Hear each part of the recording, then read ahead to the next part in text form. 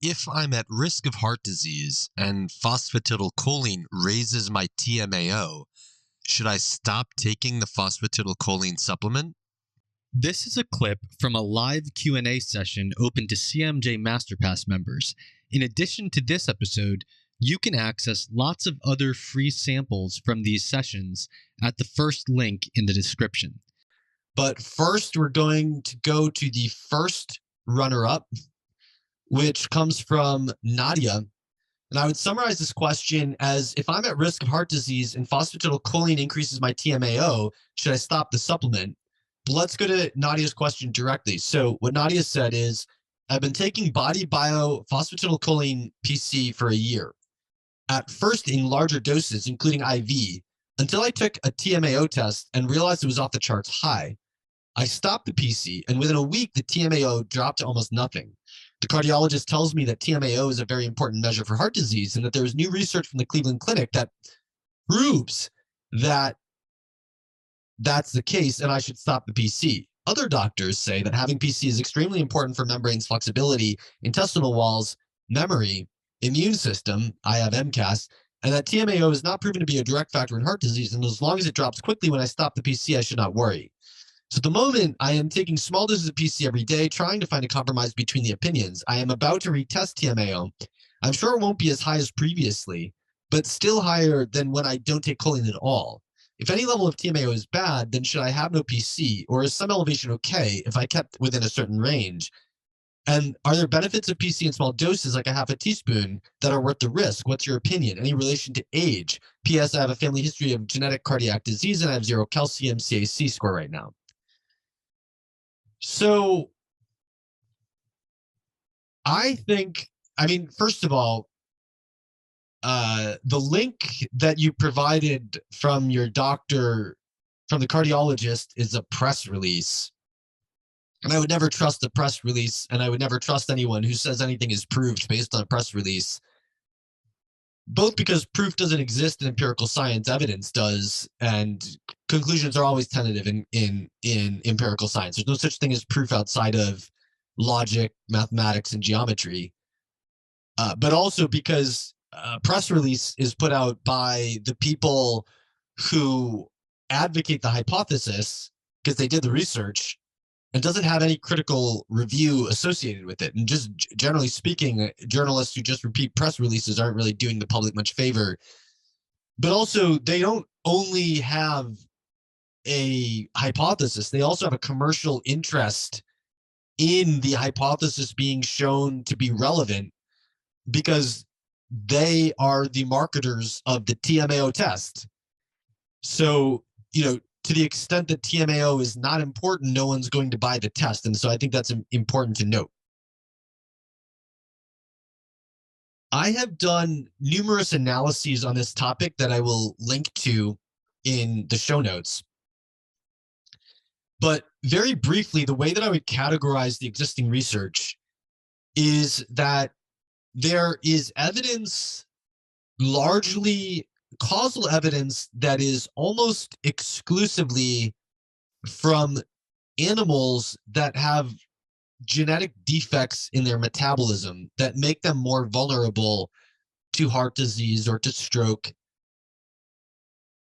showing that feeding substrates such as carnitine and choline to those mice whose bacteria can generate TMAO from them, or rather the bacteria generate the TMA, trimethylamine, and then the liver, using a riboflavin-dependent enzyme, converts the TMA to TMAO, trimethylamine oxide. And they show the TMAO goes up, and they show various risks of cardiovascular disease go up, such as heart disease or stroke. There is a human study feeding choline bitartrate. That was a before and after study, not a randomized study, not a controlled study, that showed that ex vivo clotting, so when they took the blood cells out of the people's blood and then dumped chemicals on them that will make them clot, that the ones who, after they got choline, when they had higher TMAO, they had greater degree of clotting in their blood. But again, although it was in humans, it wasn't randomized and it wasn't controlled, and there was no in vivo effects in the humans that were shown. It was just the ex vivo clotting. So it's not like there's no evidence. It's just that the evidence is pretty limited in its scope. Like the human relevance is pretty limited, but also even in these animal experiments, I mean, first of all, it's not even clear that a genetically healthy mouse would get the same effect. So they are, all of the evidence is from mice with some sort of genetic defect. But I think a more important point is I've never seen in any of these studies that they would just intravenously infuse TMAO or put some kind of long-term stable drip of subcutaneous TMAO into these mice to chronically increase their TMAO levels specifically. I've never seen them do that. And so it's completely unclear whether it's actually the TMAO that is doing anything. I mean, so if you take, for example, this study that the cardiologist says proves the case. Let me share my screen and show you what they did.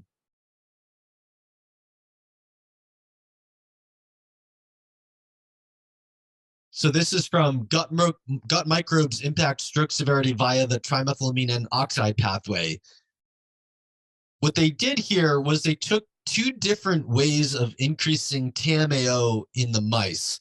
One was to take a high human TMAO donor and give the mice a fecal microbiome transplant, FMT. And the other was to take known bacteria that create trimethylamine and colonize the mice with them. And these were two different ways of raising the TMAO. Now, these mice, these C57BL/6 mice, these have a genetic defect in their defense against oxidative stress. So even these mice, even though these mice are used as the background for all genetically modified mice that are used in research, it remains the case that they're not genetically healthy mice. So there's that. But notice here that these aren't really two different ways of increasing TMAO. They're the same way of increasing TMAO. So in one case, they got like the bacteria from a human, and in another case, they added the bacteria from a more standardized source. But they're just two ways of getting bacteria that have this enzyme here.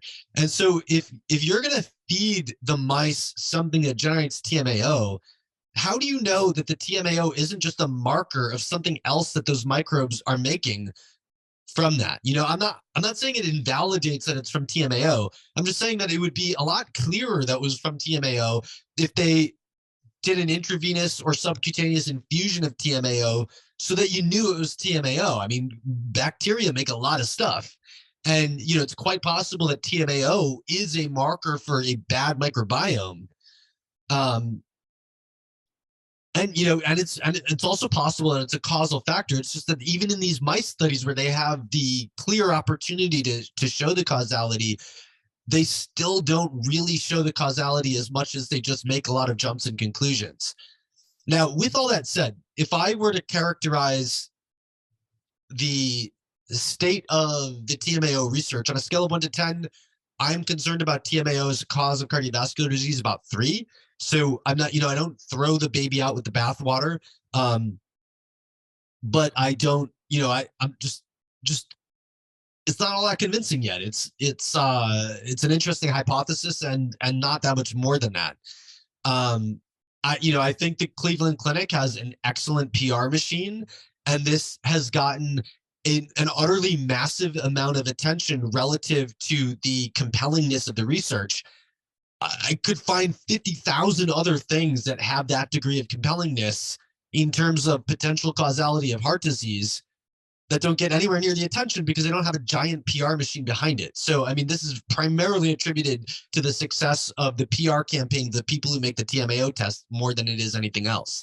Now, with that said, if I'm going to be concerned about TMAO, then I am going to look at it as follows when I'm trying to balance my supplements. So when I think about supplements, I'm thinking that there are 3 supplements that primarily have value. TMG, or trimethylglycine, also known as betaine, is the type of, it's not a type of choline really, but it's a derivative of choline, and it's also found directly in food. So I kind of look at choline and betaine together. And TMG, or betaine, is the form of choline, in quotes, that is most relevant to methylation. And then phosphatidylcholine is the form that is, you could say, generally speaking, most relevant to cell membrane health. But you do make phosphatidylcholine from methylation. It's 45% of what you do with methylation is to synthesize phosphatidylcholine from phosphatidylethanolamine.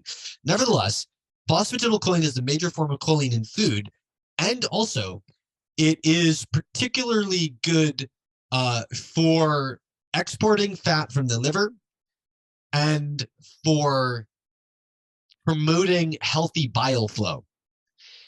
And then third, alpha GPC is a form of choline that is 10 times more likely to generate acetylcholine than any other form of choline is. All the other choline forms, I don't care about them. And so another problem with the Cleveland Clinic's research is that they insist on using choline bitartrate in any human studies or in their mouse studies, which we know is a form that is way more likely to generate TMAO. So we know that out of all the actual forms of choline, putting aside TMG, phosphatidylcholine is the least likely form of choline to generate TMAO, generating none at all or 4 times less than similar doses of choline bitartrate, depending on the person's, presumably depending on the person's microbiome.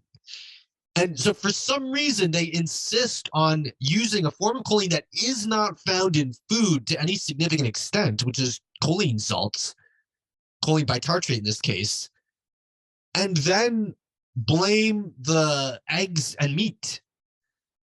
So I struggle to see how they're not doing this on purpose, is the way that I look at this. I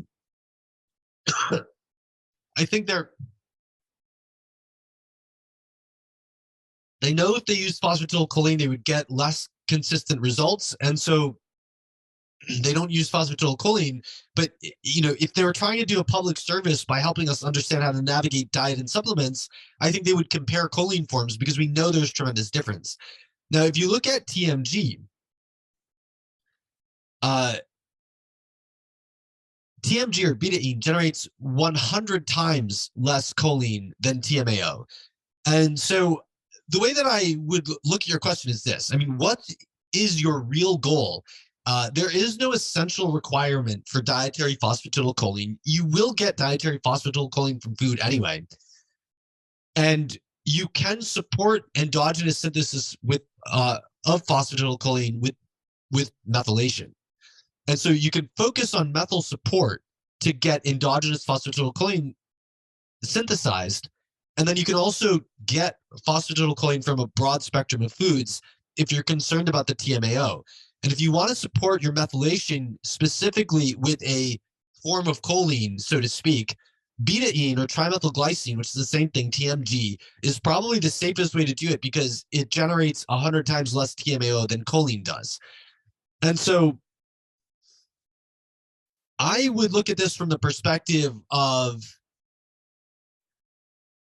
and also I don't know how much TMAO is generated by alpha GPC. I have to say that I've never seen any research on that. So anyway, if I go back to your question, my answer is look, neither I nor your cardiologist know whether TMAO causes heart disease. But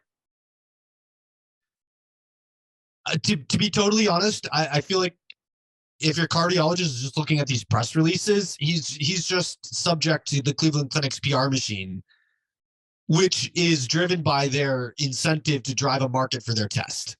And that doesn't mean that TMAO doesn't cause heart disease. It just means that I don't want my perspective on heart disease primarily informed by the PR machine of what is essentially a corporation trying to make a market for their test.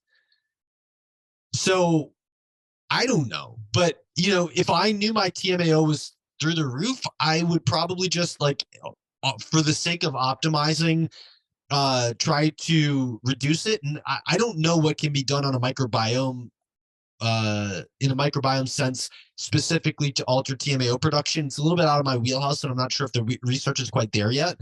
But I would say that, I'll leave it up to you whether you want to be concerned with it. But I do think you're being overly concerned about the need to get phosphatidylcholine. So it sounds like you haven't gotten a benefit from it specifically. You're just theoretically concerned about that it's extremely important for membranes, flexibility, intestinal walls, memory, immune system.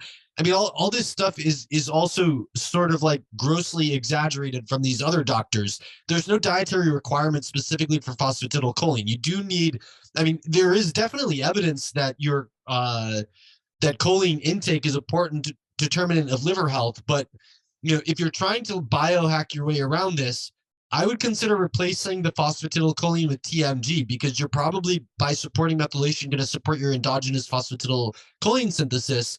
And that will probably produce less of a rise in TMAO. But I do think that you should use real endpoints for all of your concerns. So overwhelmingly, what your concern with seems theoretical to me. You know that the facts are that you have sort of no evidence of risk of heart disease from, I guess, you have 0 calcium score. I would say that you should get a carotid IMT to back up a calcium score, because a carotid IMT, which is an ultrasound, is going, and which is, I think safer than a calcium scan from repeated exposure perspective. But it's a much earlier test, because calcification is a late manifestation of atherosclerosis, whereas a carotid IMT is going to see very beginning stage thickening. So I do think I would look at that if you want an objective measure of heart disease risk before calcium, because calcium, if you have a heart disease, a cause of heart disease that's present for 30 years, after 30 years, you might start to see calcium, whereas you might have seen carotid IMT thickening 30 years earlier is the way that I look at that. But you also, if you're going to be supplementing with phosphatidylcholine or TMG, you should have some measurable benefit from it. So you shouldn't just be concerned about membrane flexibility and intestinal walls memory. If you want to support memory, you should use alpha-GPC, not phosphatidylcholine. So memory and muscular weakness are both very clear alpha-GPC indications because they're symptoms of acetylcholine deficiency. But I guess the question is what measurable effect are you getting from the PC? Can you replicate it with the TMG? If you can, does the TMG produce less of a rise of TMAO? If it does, then maybe TMG is your optimal supplement to use for this purpose. So to reiterate, overall, this is what I think. So TMAO on a scale of 1 to 10, my concern is a 3. It's not very convincing to me, but I wouldn't totally throw it out. It's a hypothesis. It's worthy of more attention, worthy of more research, but completely and totally unworthy of 1/100th of the attention that it's given, is how I see that. Now, as something that's worth 100 times less attention than it's given, in the grand scheme of things, where am I going to place it in my cardiovascular measurement? Well, to put that in context, I've never measured my TMAO. So, that gives you my impression of how important it is. But let's say all my other health concerns, I guess if I had MCAS, I would be overwhelmingly concerned with taking care of the MCAS and completely ignoring TMAO because I have bigger fish to fry. And so like right now, I'm pretty healthy, but I'm investigating what I think is a marginal biotin deficiency because I have bigger fish to fry than TMAO. So if at some point I become so healthy and so keen on optimizing every last detail that I'm going to start measuring my TMAO, then the way that I would look at it is that TMG, which is best for methylation, is the least likely to generate TMAO. PC, which is best for preventing fatty liver and optimizing bile flow, is the next least likely to generate TMAO. And alpha DPC is the most likely to generate acetylcholine, which is the most important for memory and muscular strength.